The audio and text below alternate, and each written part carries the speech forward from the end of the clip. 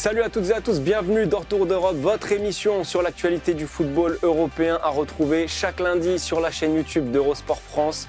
Je suis Arthur Merle, je suis très content de vous retrouver une nouvelle fois. Voici le programme. On commencera avec la Ligue 1 et celui qui pourrait être la star des prochains mois dans la Ligue des Talents, le Brésilien Endrick, auteur d'un triplé avec l'OL ce week-end. Jusqu'où peut-il aller? On va décrypter ce phénomène avec Elton Mokolo. On ira ensuite rejoindre Philippe Auclair en Première Ligue. Il va nous parler, Philippe, évidemment, de cette défaite d'Arsenal face à Manchester United dans le choc du week-end.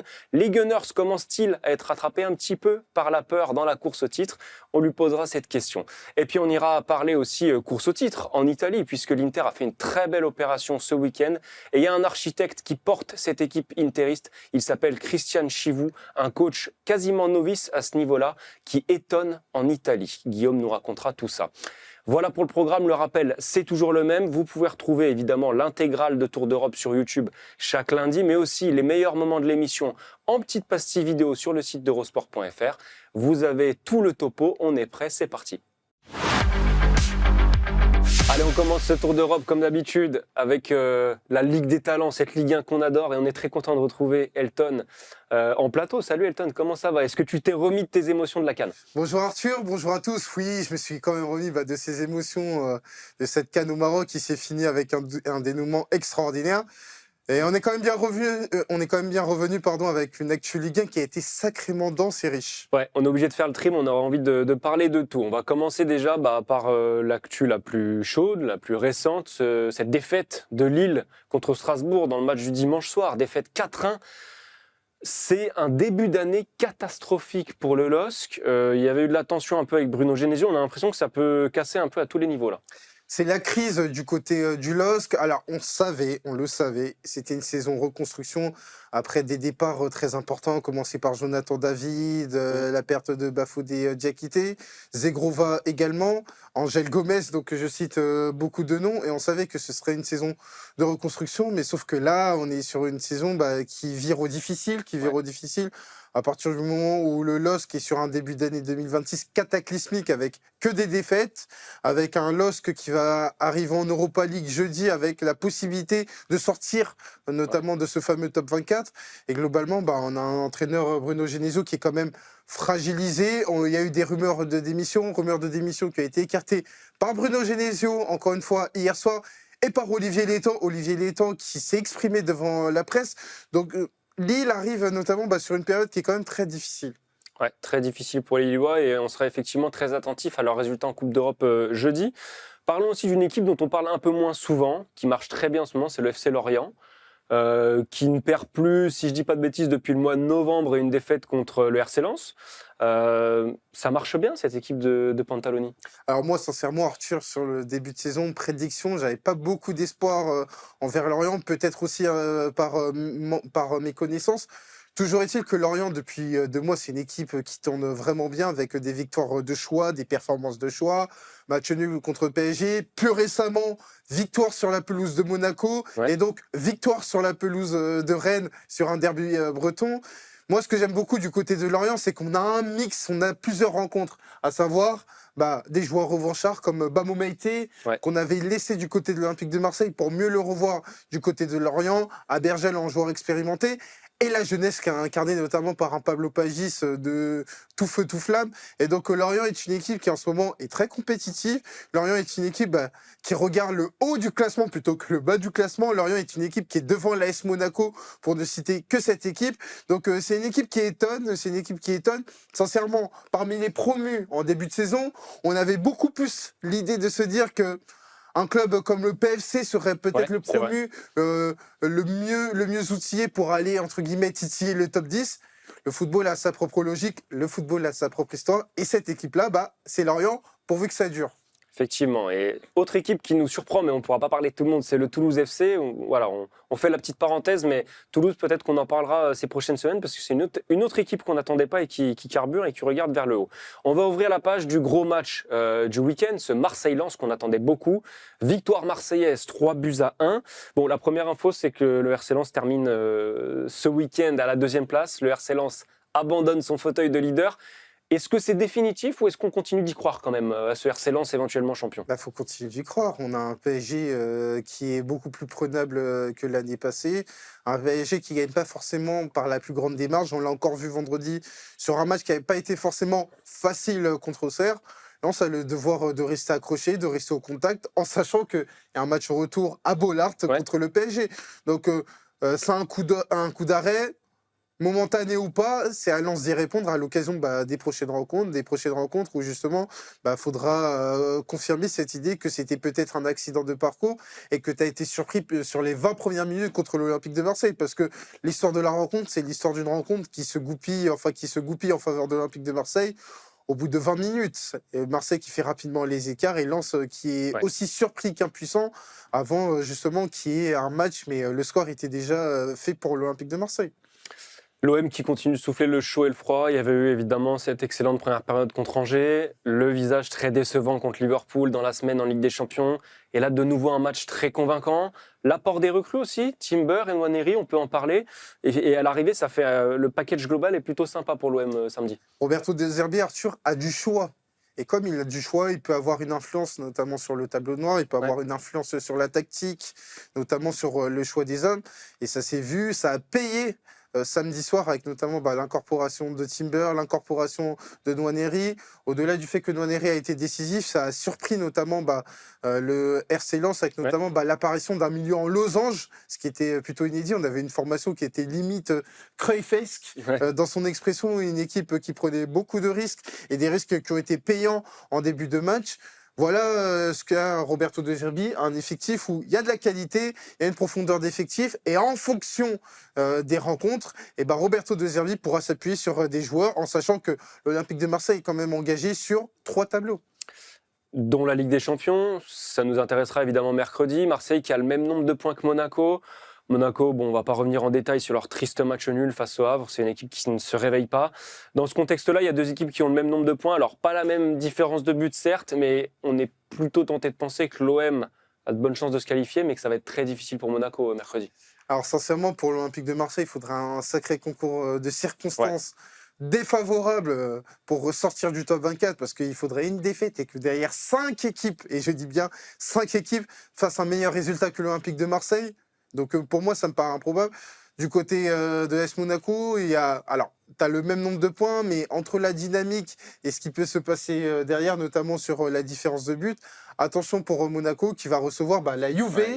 La Juve, vous avez sûrement parlé, la Juve qui est tout feu tout flamme. La Juve qui a un objectif, un objectif potentiellement de top 8. Donc c'est l'AS Monaco qui arrive dans une période compliquée sur un match de Ligue des Champions. Il va falloir se qualifier parce que sincèrement, l'AS Monaco qui sort du top 24 après avoir été barragiste la saison dernière, même s'il y a eu changement d'entraîneur, ce serait une cruelle déception. Ouais, ça ferait vraiment tâche. Le Paris Saint-Germain est évidemment concerné aussi par cette Ligue des Champions. Et le PSG va avoir une dernière journée beaucoup moins confortable que ce qu'on aurait imaginé, puisqu'il doit tout simplement sauver sa place dans le top 8 face à Newcastle. On a encore vu un match un peu décevant, en tout cas un peu moyen face à la Auxerre, une victoire qui a tardé à se dessiner. Luis Enrique a commencé à poser des mots après le match sur les problèmes, les maux du PSG, ce manque de confiance qui peut concerner les attaquants, mais est-ce que ça va pas au-delà des attaquants? Est-ce que ça va pas au-delà de la finition? Comment tu analyses, toi, cette période un petit peu dans le creux de la vague pour Paris? Et pour moi, Arthur, la réalité du PSG 2025-2026 a changé à partir du moment où c'est un champion d'Europe. Et comme tu es champion d'Europe, tout le monde veut te battre. Il y a une motivation qui est quand même différente. Alors bien évidemment, le PSG veut remporter tous les titres possibles. Mais à côté de ça, on sait très bien qu'une fois que tu as gagné la Ligue des Champions, la théorie, entre guillemets, alors pas d'un relâchement, mais peut-être d'une usure mentale, elle peut être activée. Et une usure mentale qui peut être couplée au fait que voilà, c'est des matchs à jouer, c'est des matchs qui sont pas forcément évidents. Et l'image d'un PSG qui, l'année dernière, était un PSG qui était ambitieux, qui devait aller chercher notamment cette première Ligue des Champions, qui était une équipe qui était dos au mur, notamment pour se qualifier pour le top 24, n'a rien à voir avec un PSG qui, sur la saison 2025-2026, est champion d'Europe, et encore dans le top 8, parce que ça, faut le préciser, mais une équipe qui est beaucoup plus challengée, parce que quand tu es la meilleure équipe, tout le monde veut te battre. Et aujourd'hui, il y a des joueurs qui, faut quand même le rappeler, on parle aussi de jeunes joueurs qui sont principalement présents dans ce groupe du PSG.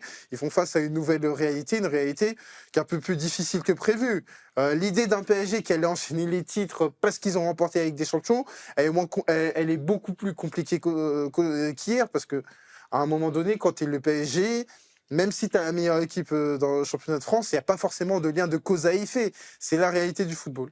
De quoi elle peut venir et de qui elle peut venir, la bascule? Parce que la saison dernière, on se rappelle qu'à la même époque, on n'avait pas un PSG qui était transcendant. On se rappelle ce qui s'est passé ensuite. Est-ce que ça passe par des individualités qui doivent se réveiller? Est-ce que ça passe par autre chose? C'est une combinaison de plusieurs facteurs. L'année dernière, à la même époque, on avait la montée en puissance du futur Ballon d'Or Ousmane Dembélé. On avait eu l'avènement d'un Désiré Doué, l'arrivée d'un Kvaratskhelia, des éléments qui avaient été positifs sur le plan individuel et un collectif qui monte en puissance. Là, cette année, alors même s'il y a André Fernandez qui devrait arriver du côté du FC Barcelone, il va falloir compter sur les mêmes individualités, à savoir une montée en puissance individuelle et une montée en puissance collective. Aujourd'hui, le meilleur allié du PSG, c'est des résultats qui ne sont pas encore forcément endommagés. Alors oui, il y a quand même eu la sortie de route en Coupe de France contre le PFC, mais à côté de ça, on parle aussi d'un PSG qui a déjà remporté 3 trophées. On parle d'un PSG qui est dans le top 8, un PSG qui va recevoir Newcastle, qui est une équipe qui n'est pas forcément la meilleure équipe à l'extérieur. Donc tu dois te réfugier derrière ça. Et il y a quand même eu un enseignement positif, Arthur. Tu as retrouvé ta place de leader du championnat. Donc tout n'est pas à jeter du côté du PSG. Il y a une deuxième partie de saison qui reste excitante. Je voulais rebondir sur l'arrivée très probable de Dro Fernandez. Est-ce que c'est suffisant, ce mercato hivernal du PSG? Parce que l'hiver dernier, tu l'as rappelé, il y a l'arrivée de Kvara. Alors, on ne va pas demander au PSG de recruter un Kvara tous les hivers, mais dans la foulée d'un mercato estival qui a déjà été, pour l'instant, qui est un échec avec Chevalier, avec Zabarni, là, c'est très léger, un jeune milieu offensif. Est-ce qu'il n'y aurait pas besoin d'un peu plus pour essayer de régénérer un peu ce groupe? Arthur, tu l'as évoqué, il n'y a pas de vérité absolue. Tu as quand même cherché à te renforcer l'été dernier. Pour l'instant, ça ne marche pas. Ça accrédite cette idée que, déjà, c'est très difficile d'entrer dans la dynamique d'un PSG champion d'Europe. Et Zabarni et surtout Chevalier la prennent à leurs dépens. Et 2, que, en fait, le recrutement interne, c'est ce qui va faire office, entre guillemets, de juge de paix pour la deuxième partie de saison du PSG. Donc moi, je dirais que pour ce PSG-là, on a un mercato, en plus, il faut quand même contextualiser, un mercato hivernal qui est forcément beaucoup plus compliqué, où en fait, des Kvaratskhelia sur le marché en hiver, ça n'arrive pas à chaque mercato. Moi, je pense que c'est un mercato qui est suffisant et qu'il faut davantage regarder les ressources internes, notamment le secteur offensif, les milieux de terrain qui ont été touchés très souvent sur la première partie de saison pour avoir une montée en puissance, et que le gros du travail pour renouveler l'effectif arrivera très sûrement cet été.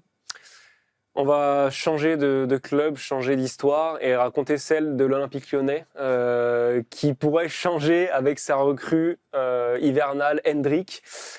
Triplé pour Hendrick face au FC Metz lors de la victoire 5-2 de l'OL. On va parler de son cas qui dépasse celui de l'Olympique Lyonnais, très clairement. Mais d'abord, et on avait commencé à effleurer le sujet la semaine dernière, c'est un joueur qui va potentiellement transformer cet Olympique Lyonnais sur la suite de la saison. C'est indéniable, c'est indéniable. Pour moi, c'est un saut qualitatif au poste d'avant-centre, au poste de numéro 9. Pas seulement par sa capacité à porter des buts, mais par sa personnalité. Enfin, Arthur, on l'avait entrevu du côté du Real Madrid quand il faisait ses rentrées, quand il était aligné en Copa del Rey. Enfin, on a la vision de la plus grande promesse du football mondial au poste de numéro 9.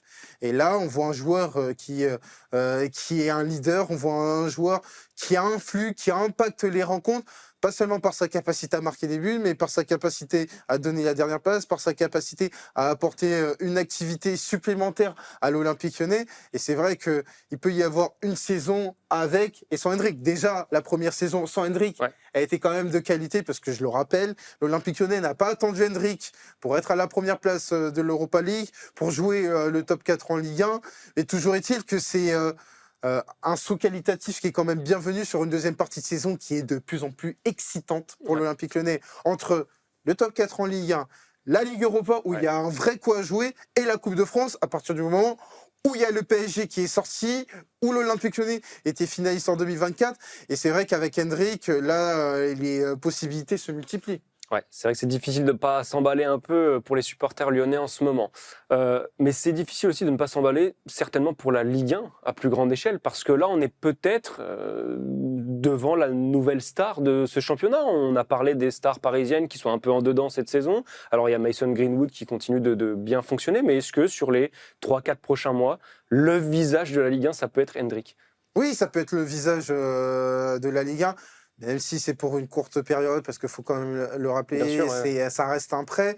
Mais c'est vrai que du côté de la Ligue 1, du côté de son casting, on manque quand même de tête d'affiche. Alors même s'il faut quand même le rappeler, on a un ballon d'or, en l'occurrence Ousmane Dembélé, mais la Ligue 1 a quand même besoin de tête d'affiche. Et Hendrick, numéro 9, Ouais.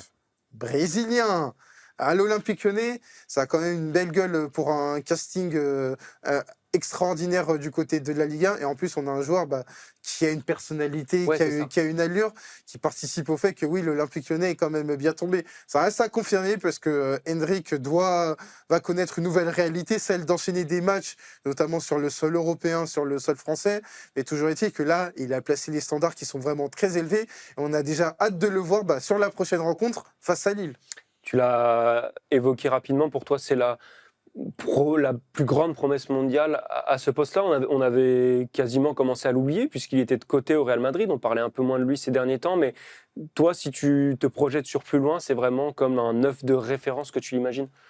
Faut travailler, mais oui, potentiellement, ça peut être le 9 de référence. Il faut quand même rappeler que à l'hiver 2022, il y avait quand même des clubs comme Chelsea, Ouais. le Barça, et donc le Real Madrid qui était très intéressé par lui. Il a fini par aller au Real Madrid. On se souvient notamment de son entrée pleine de personnalité et de son but à Wembley contre l'Angleterre, Ouais. excusez du peu. On est sur la plus grande promesse mondiale au poste d'avant-centre et là, il est en train de le confirmer. Il avait déjà montré de bonnes choses avec le Real Madrid quand il était Mmh. aligné, notamment sur la Copa del Rey. Et là, on va avoir un Hendrick qui va avoir du temps de jeu, un temps de jeu important sur les 6 prochains mois, avec notamment en ligne de mire la Coupe du Monde, parce que sa place n'est absolument pas assurée pour la Coupe du Monde. Et c'est aussi pour ça qu'il est arrivé du côté de l'Olympique Lyonnais, pour revenir dans les petits papiers, dans un premier temps, de Carlo Ancelotti, avant d'envisager un rôle beaucoup plus important sur une Coupe du Monde s'il venait à être sélectionné. C'est pour ça que ce prêt à l'Olympique Lyonnais est un prêt fondamental Ouais. pour la carrière d'Hendrick. Pas seulement sur le court terme, mais aussi sur le moyen-long terme, pour montrer que la promesse du football mondial est désormais une réalité.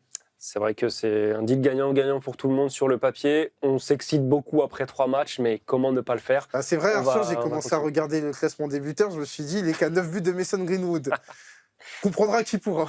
Avec son ratio de buts par match, pour l'instant, a de quoi être excitant. Merci en tout cas, Elton. On a bien balayé l'actualité de la Ligue 1.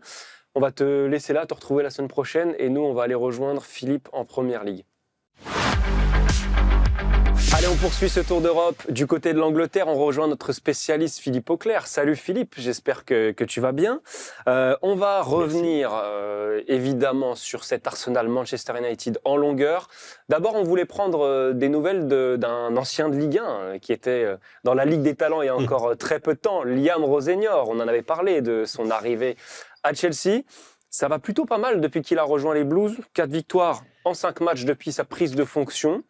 Raconte-nous un petit peu ses débuts aux Blues. Je te dirais que la chose la plus encourageante pour lui, c'est le fait qu'on n'en parle quasiment pas.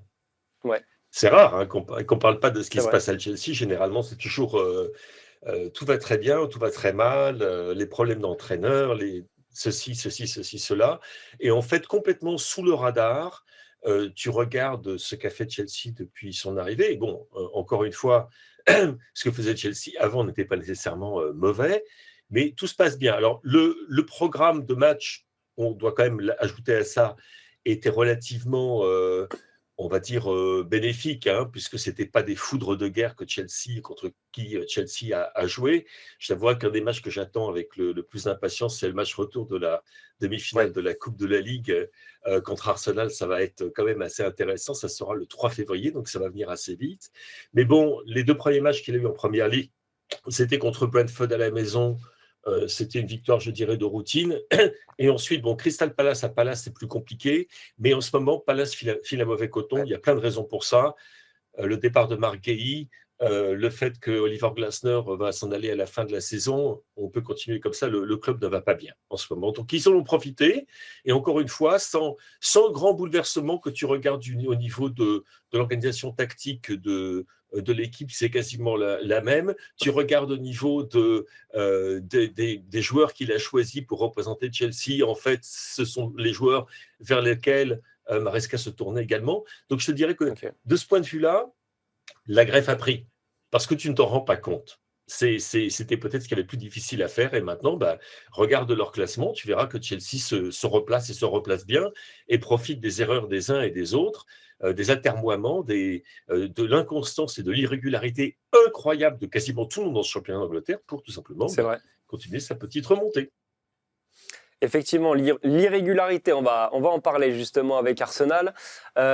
C'était le choc du week-end. Arsenal-Manchester United, match spectaculaire. Franchement, ça n'a pas forcément été toujours le cas dans les gros chocs de Première Ligue cette saison. Là, on a eu des buts, du spectacle, on s'est régalé. À l'arrivée, donc, victoire des Red Devils. On va parler des conséquences de tout ça après, mais parle-nous déjà de cette rencontre qui est partie un petit peu dans tous les sens. Oui, une rencontre, je te dirais, un petit peu bizarre, avec d'abord une phase d'observation pendant laquelle Arsenal avait au moins la majorité de la possession du ballon, et une ouverture du score qui a complètement changé toute la physionomie de la rencontre, dans la mesure où cette ouverture du score, bon, vous le savez, c'est Lisandro qui marque contre son camp, malheureusement pour Manchester United, mais j'allais dire aussi malheureusement pour Arsenal, parce que l'Arsenal qu'on voit après l'ouverture du score à 1-0 n'est pas du tout l'Arsenal que l'on voit ensuite. Et il y a des stats absolument effarantes, d'ailleurs, qui ont été trouvées et sorties par nos amis analystes. Imagine-toi que, pardon, après le but de Lisandro, tu pourrais t'attendre à ce que Manchester United en prenne un coup derrière la tête. Pas du tout. C'est l'inverse qui se produit. Et le pourcentage de passes réussies d'Arsenal, après le but de Lisandro, passe de 85%, qui est à peu près normal, on va dire, pour ce type d'équipe dans ce type de championnat. Il passe à 65%, et il passe ensuite à 46%. 46% de réussite dans les passes. C'est catastrophique. C'est une équipe de pub. Et d'ailleurs, ça se voyait, ça se sentait. Manchester United l'a senti. C'est une équipe de United qui visiblement a un bon moral en ce moment après la victoire sans doute et sans contre Manchester City. Là, tout d'un coup, ils sont revenus dans la rencontre. Tu as vu cette erreur absolument effrayante de Zubimendi qui en fait offre le ballon d'égalisation à Brian Mbeumo.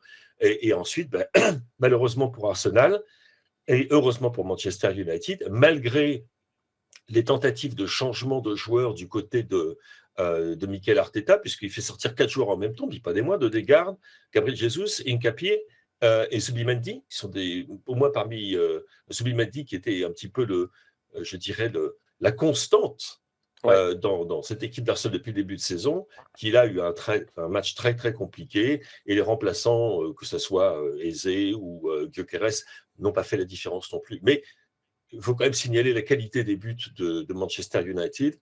La première frappe de Dorgu, qui en ce moment marche bien, c'est un autre joueur que celui qu'on avait avant Carrick. Et puis celle de Cunha, c'est une merveille absolue. Mais cela dit, personne ne trouvera rien à redire sur le succès de Manchester United. Et je te dirais même que pour moi, c'est bien payé. Dans la mesure où l'égalisation à 2 partout, c'est encore une fois sur une phase de jeu arrêtée extrêmement confuse. Merino est là, le ballon, bon, il passe la ligne. C'est vraiment. Mais c'est un but d'une certaine manière qui ressemblait à la performance d'Arsenal, qui était complètement chaotique et catastrophique. Franchement catastrophique. Philippe, on ne va pas remettre évidemment tout en question sur ce qu'on disait de bien d'Arsenal, équipe qui d'ailleurs surdomine la Ligue des Champions par ailleurs et qui a encore battu l'Inter Milan très récemment. Mais évidemment, chez les détracteurs des Gunners ou les observateurs plus neutres, il y a cette petite musique qui monte à chaque fois qu'Arsenal perd un peu du terrain, cette peur de perdre, cette certitude que Arsenal va à un moment finir par laisser échapper encore une fois ce titre. Est-ce que cette théorie-là est plausible ou est-ce que non, Arsenal traverse juste une période compliquée, mais suffisamment solide sur ses appuis pour maintenir ce petit matelas jusqu'en fin de saison ? Je n'en suis pas certain. Je n'en suis pas certain parce qu'en fait, tu parles de la peur de perdre. Moi, je te parlerai de la peur de gagner plutôt, en ce qui les concerne. Puisque c'est au moment où ils sont sentis en position justement de pouvoir gagner ce match contre Manchester United. Et encore une fois, profiter des mauvais résultats des uns et des autres. Bon, Manchester City a gagné, mais Liverpool a perdu, par exemple. Et donc, et à chaque fois, tu te dis, mais ils n'en profitent pas. Ils ont fait Ouais. match nul à la maison contre un Liverpool qui va pas bien. Ils ont fait match nul à Nottingham Forest 0-0, donc ils ont joué 180 minutes sans marquer. Là, ils se font battre à domicile par Manchester United, un but contre son camp, et Merino, bon, ils ont marqué un but dans le jeu, et encore une fois, sur une phase de jeu arrêtée. Il y a quand même un problème. Et le Ouais. problème, il est psychologique aussi, parce que je pense que beaucoup de ces joueurs se souviendront comment les saisons passées, c'était au mois d'avril ou au mois de mai que les choses commençaient à aller moins bien, quand Arsenal devait faire la course en tête ou était toujours dans le coup, et puis tout d'un coup, pouf, ça s'effondrait. Et là, je ne vais pas dire que ça va s'effondrer, mais il va falloir se remettre très très vite les idées en place. C'est un déplacement à Leeds United qui ne va pas être au tourpeau. Ils reçoivent Sunderland ensuite, ok. Ils vont à Brentford. Donc les 3 prochains matchs, a priori, sont des matchs à la portée des Gunners. Mais il va falloir les gagner. Parce que bon, ce coussin de sécurité dont on parle, il existe. 4 points, c'est bien, c'est beaucoup même. Mais généralement, quand tu vois le nombre de points qu'ils ont à ce stade de la saison, c'est beaucoup moins que ce que les champions qui seront sacrés au mois de mai ont d'habitude. Donc on sait qu'ils sont en dessous de ce que l'on attend normalement d'un champion de Première Ligue. Et derrière, c'est vrai qu'on ne fait pas beaucoup D'accord. mieux. Mais il va falloir se réveiller. Et très honnêtement, moi, la qualité de la réaction, entre guillemets, dans le match a été, bon, c'était catastrophique. Encore une fois, j'utilise ce mot, c'était catastrophique. Donc, et ça, Ouais, et c'était pas puis, au niveau physique, parce que tu l'as souligné toi-même, contre l'Inter, ils avaient été tout fantastiques. à fait. Ils avaient été Tout fantastiques à fait. contre l'Inter. Et il y a aussi ce bilan qui peut interroger un petit peu face aux équipes du top 6 actuel. Je crois qu'il n'y a que 2 victoires en 8 matchs contre ces équipes-là. Il y aura des confrontations à venir contre City, contre Chelsea, si je dis pas de bêtises, les matchs retour contre Oui, ces 1er équipes-là. mars. Ça tranche un petit peu avec ce qui s'est passé en Ligue des Champions, on le répète, hein, victoire contre le Bayern, contre l'Inter, à chaque fois des vrais messages envoyés. En Première Ligue, il y a peut-être un petit souci à ce niveau-là aussi. Oui, j'ajouterais les résultats piteux contre Liverpool. Ouais, La défaite contre Liverpool et puis ce match nul à l'Emirates le 8 janvier. ouais. Donc, en effet, contre les grosses cylindrées, ça va moins bien. Il n'y a pas véritablement de... On n'a pas le sentiment, excuse-moi, pardon, les seules fois, il y a eu la victoire contre Newcastle, à Newcastle. Le match nul contre City à la maison aussi. Il y a des problèmes. Et il est possible pour un champion d'Angleterre, particulièrement dans une saison où les grosses cylindrées ont du mal à fonctionner, il est tout à fait possible de gagner un titre sans avoir des résultats transcendants contre le haut du panier. Moi, Ok. je me souviens de 2 occasions au moins où c'était le cas pour Manchester United, où il faisait le plein de points contre les équipes classées entre la 10e et la 20e place. Et par contre, les équipes qui étaient au-dessus, c'était beaucoup plus compliqué. C'est possible, ça peut le faire. Mais tu as raison, il va falloir également se réveiller contre ça et essayer aussi de comprendre la raison de cette curieuse, je dirais, n'allons pas parler de schizophrénie, ça serait trop fort. Mais la différence entre les performances en Europe et les performances en Première Ligue est quand même frappante. Et, Mikel Arteta se voulait rassurant après la rencontre. La façon dont il a parlé, il a dit oui, bah dans toute saison, il y a des moments plus difficiles, etc. C'est la façon dont on réagit. Bon, tu connais cette chanson, je pense qu'on l'a entendue de la part de beaucoup d'entraîneurs. Bien sûr. Mais malgré tout, tu regardes ce qui se passe depuis la victoire contre Bournemouth au tout début du mois de janvier, et en tout cas en Première Ligue, c'est vraiment pas rose. Hein. Ça l'est un peu plus pour United, forcément. Encore plus pour Ouais. Michael Carrick, qui pour le coup vit des débuts de rêve. Il ne pouvait pas mieux commencer qu'une victoire face à 2 des plus grands rivaux d'United, Manchester City et Arsenal. Ouais. Tout simplement, la mayonnaise semble prendre avec lui. On a un échantillon très court, mais quel échantillon? Oui, absolument. Je crois il s'est trouvé une défense, il s'est trouvé une organisation tactique très rapidement.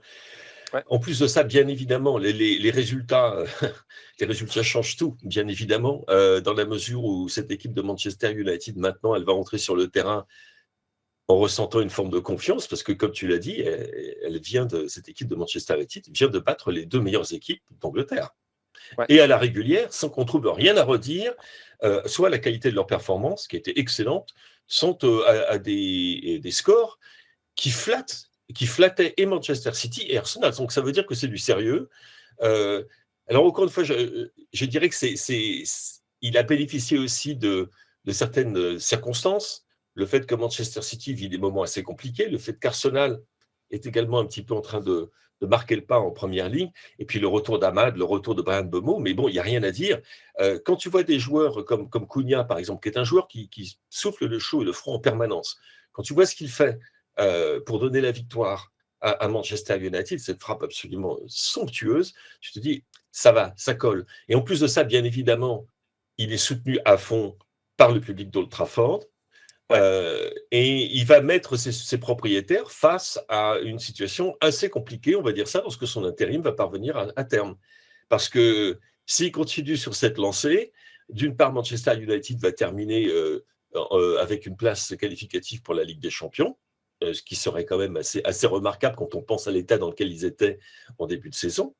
C'est la première chose. Et la deuxième chose, il va falloir prendre une décision, à savoir qu'il va y avoir, comme ça s'est déjà produit dans le passé, un mouvement, je pense, au sein du club et surtout au sein des supporters pour dire, écoutez, il a fait 6 mois comme intérimaire, si jamais ça continue de marcher comme ça marche maintenant, il a mérité qu'on lui donne sa chance comme véritable entraîneur et pour 1 ou 2 ou 3 saisons. Et pourquoi pas? Et en ce moment, c'est un discours, tu imagines, hein, c'est Manchester United, c'est un discours qu'on commence à entendre en se disant, peut-être que par coup de bol, Manchester United s'est trouvé l'entraîneur qu'il fallait. Ça, moi, je serais un petit peu plus réservé, mais pour le moment, tout va bien. Ça fait tellement longtemps qu'ils l'attendent, cet entraîneur idéal. Peut-être que Michael Carrick, effectivement, a sa carte à jouer. Bon, en tout cas, on suivra les prestations aussi des clubs anglais pour qui ça se passe pas trop mal en Ligue des Champions. On suivra tout ça mercredi lors de la dernière journée. Merci Philippe pour ton analyse et on te retrouve lundi prochain pour continuer à parler de foot anglais. Nous, on file en Serie A.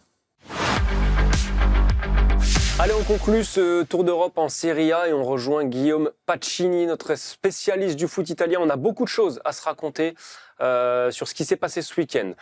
On va parler de la course au titre après.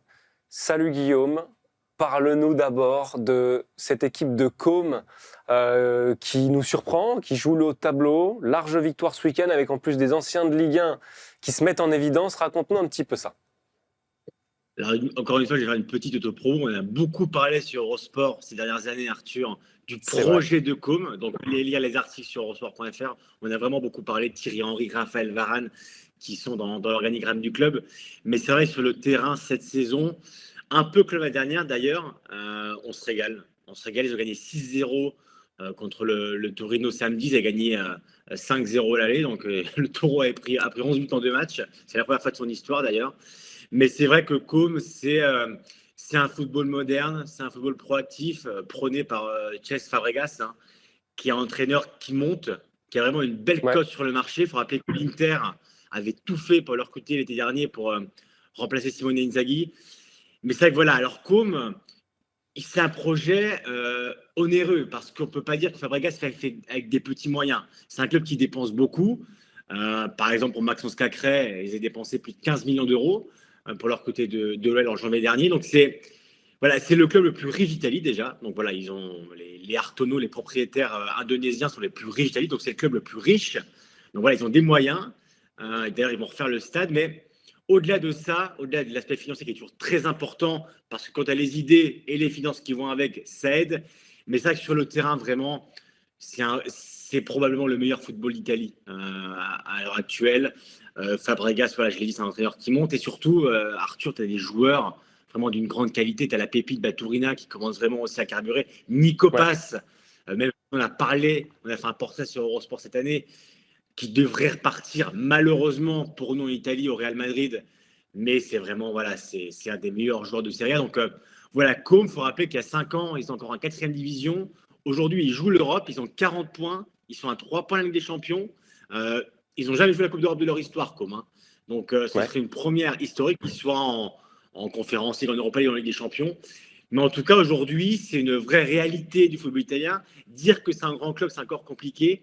Mais en tout cas, c'est un club qui grandit, c'est un club qui monte, c'est un club qui est riche, c'est un club qui a des idées et c'est un club qui a des joueurs et des jeunes joueurs avec un projet cohérent. Et honnêtement, chaque week-end, si demain tu me dis, Guillaume, sur quel match tu veux te poser ce week-end, je te dirais Com. Parce que c'est vraiment un régal à voir jouer. Donc voilà, si vous avez le temps le week-end prochain, prenez du temps, mettez-vous sur votre télé et regardez un match de Com parce que les joueurs sont beaux, l'entraîneur est bon, le jeu est merveilleux. Et honnêtement, c'est vraiment une superbe équipe de football. Bon, je crois que tu nous l'as pas trop mal vendu, cette équipe, Guillaume. On va être très exigeant si on la regarde par contre. On va enchaîner sur les 2 gros matchs qui nous intéressaient dimanche. On parlera de l'Inter juste après. Ce Juventus-Naples, 3-0 pour la Juve. AS Rome, AC Milan, 1-1 dans la foulée. D'abord Juve-Naples. Forcément, ça nous intéresse parce que la Juve, c'est l'adversaire de Monaco en Ligue des Champions mercredi. Victoire 3-0 donc. Jonathan David, qui n'a jamais autant marqué que depuis qu'on disait dans Tour d'Europe qu'il ne marquait pas de but. Donc cette vieille dame, elle se porte pas si mal. Écoute, elle va mieux. Elle va mieux. Ouais. Depuis que Spalletti est arrivé sur le banc pour remplacer Igor Tudor, c'est 8 victoires en 13 matchs de Serie A, c'est 2,08 points par match. On est vraiment sur une équipe qui a retrouvé du jeu, qui a trouvé une identité, qui a trouvé un groupe, un état d'esprit. Donc voilà, on est vraiment pour Monaco. Alors en plus, Monaco, de ce que je vois d'Italie, est pas en grande forme en Ligue 1 et en Ligue des Champions. Donc c'est vraiment le pire moment pour Monaco pour affronter la Juve. Parce qu'aujourd'hui, tu l'as dit, c'est une équipe qu'on a collé 3 quand même à Naples dimanche. La Gazzetta aujourd'hui titrait la Juve a démoli Naples. Donc pour te dire un peu les proportions quand même que ça a pris. Alors certes, Naples, beaucoup de blessures, beaucoup d'absents. Voilà, c'est une saison assez difficile pour Naples. Ils jouent gros aussi, Naples face à Chelsea, Arthur. Mercredi, Ouais. Et c'est attention parce que Naples pourrait se faire éliminer de la Ligue des Champions, même sans passer par les barrages. Ce serait quand même un gros échec pour Antonio Conte. Mais pour revenir à Juve, voilà, on est vraiment sur une équipe qui a une identité, qui a un groupe. Et voilà, depuis que Spalletti est arrivé, on est vraiment sur le jour et la nuit. Depuis Tudor, c'est une équipe qui marque beaucoup de buts. Et voilà, tu as parlé de Jonathan David. Alors, on en parlait récemment autour d'Europe où on disait que c'était loin d'être le grand attaquant qu'on attendait à Turin l'été dernier. Et finalement, il commence un peu à carburer. C'est vraiment à l'image du groupe, un peu comme Locatelli qui était très critiqué, sifflé par le Stadium. Hier, il a été élu homme du match. Donc voilà, on est vraiment sur une équipe qui, c'est un volte-face total. Aujourd'hui, ils sont de retour évidemment pour une qualification des champions d'Italie. Et c'est une équipe qui fait peur. Alors, pour le titre, ça va être compliqué parce que l'Inter est à +9. Donc voilà, ça va être compliqué pour la Juve de revenir à hauteur de l'Inter. Mais en tout cas, aujourd'hui, c'est clairement une équipe qui peut jouer une qualif Ligue des Champions. Et elle est qualifiée pour les barrages déjà en C1. Donc ça, c'est déjà acquis. C'était quand même un bel objectif pour Spalletti quand il est arrivé après Tudor. Mais voilà, pour Monaco, ça va être très compliqué mercredi parce que la Juve est en grande forme. Elle marque beaucoup. Et enfin, un dernier mot, Arthur, quand même sur Kenan Yildiz. 8 buts cette saison. Ouais. C'est déjà plus que la saison dernière, sur toute la saison dernière. Donc en plus, on a Kenan Yildiz, numéro 10 de la Juve, fan de Del Piero, international turc, la vraie star de cette équipe qui est en train de carburer, qui sera vraiment un joueur à surveiller pour Monaco parce qu'il est en très très très grande forme, Kenan Yildiz. Ouais, magnifique joueur, ils le disent. Un petit mot donc sur ce AS Roma AC Milan. Alors, le Milan qui lâche un petit peu des points en route dans la course au titre, mais qui continue de ne pas perdre. C'est pas forcément l'équipe la plus flamboyante, mais ça reste costaud, ce Milan. Une équipe allegriesque, on pourrait dire. Ouais. La première mi-temps face à la Roma, c'était, je crois, d'XG, c'était 0,08. Donc, c'était vraiment pas grand-chose par rapport au 1,80 de la Roma. La Roma, une belle Roma de Gasperini, qui fait vraiment une très belle saison, même en Europa League. Ils ont gagné contre Stuttgart jeudi, ils sont qualifiés pour le tour suivant. C'est vraiment une belle équipe, la Roma. Mais c'est vrai que mine de rien, Milan est vaincu depuis 21 matchs, depuis le mois d'août, une défaite face à la Cremonese. C'est la plus longue série en cours en Europe, puisque le Bayern a perdu ce week-end. Voilà, Milan n'est pas très beau à voir, mais Milan est solide, Milan tient. Milan est deuxième à 5 points de l'Inter. Heureusement, j'ai envie de te dire, parce qu'au moins, on va parler de l'Inter juste après, ça maintient un peu le suspense dans la course au titre. Milan ne perd pas dans les gros matchs. Parce qu'ils n'avaient pas perdu à Turin contre Juve, ils avaient gagné le derby, ils avaient gagné contre la Roma à l'aller. Donc voilà, ils avaient gagné contre Naples aussi. Donc c'est une équipe qui est forte dans les grands matchs, qui a un peu plus de difficultés dans les petits matchs. Mais c'est vrai, contre la Roma hier, c'est très compliqué. Mais voilà, ils s'en sortent encore, ils perdent pas. Et l'objectif, Allegri le dit, hein, l'objectif, c'est un retour en Coupe d'Europe, en Ligue des Champions, donc le top 4, parce que Milan n'est pas qualifié cette saison en Coupe d'Europe. Et encore une fois, Arthur, un petit mot sur Mac Maignan, qui a fait un énorme match face à la Roma, à l'Olympico. J'ai compté, il a fait 6 arrêts en première mi-temps, homme du match encore une fois. Vraiment, Mike Maignan, alors il va prolonger. Hein. On en parlait, Arthur, il y a quelques semaines, tu t'en rappelles. On l'avait annoncé sur Eurosport.fr. Mike Maignan, c'est bouclé, c'est ficelé. Contrat renouvelé jusqu'en 2031. Salaire de 5 millions d'euros hors bonus, sans clause libératoire. Et normalement, ça devrait être officialisé dans les prochains jours, prochaines semaines.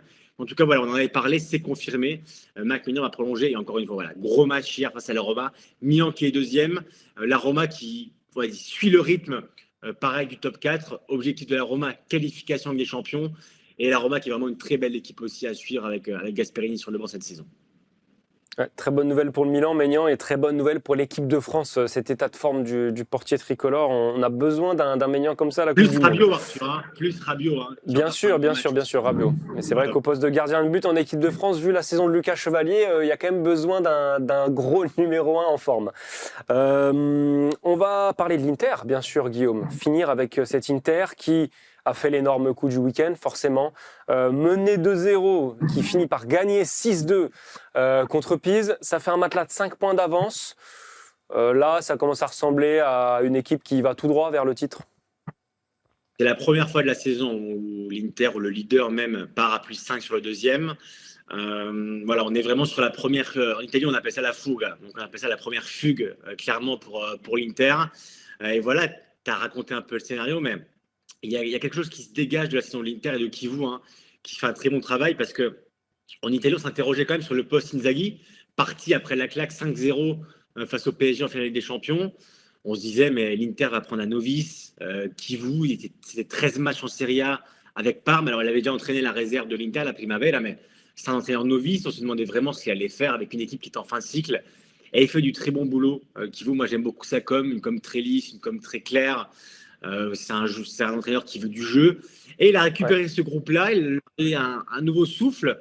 Dis-toi que Di Marco a raconté vendredi qu'après la défaite face au PSG en finale, il s'est isolé un mois de ses amis, de sa famille, parce qu'il était trop traumatisé.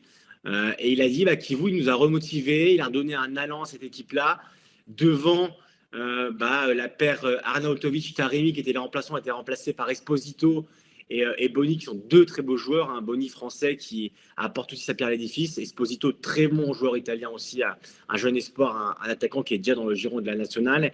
Et finalement, tout ça mélangé, et une équipe qui a redémarré. Le seul point faible de l'Inter cette saison, c'est qu'elle est forte avec les faibles et faible avec les forts. On le voit en Ligue des Champions, hein. Défaite face à Liverpool, défaite face à l'Atlético, défaite face à Arsenal.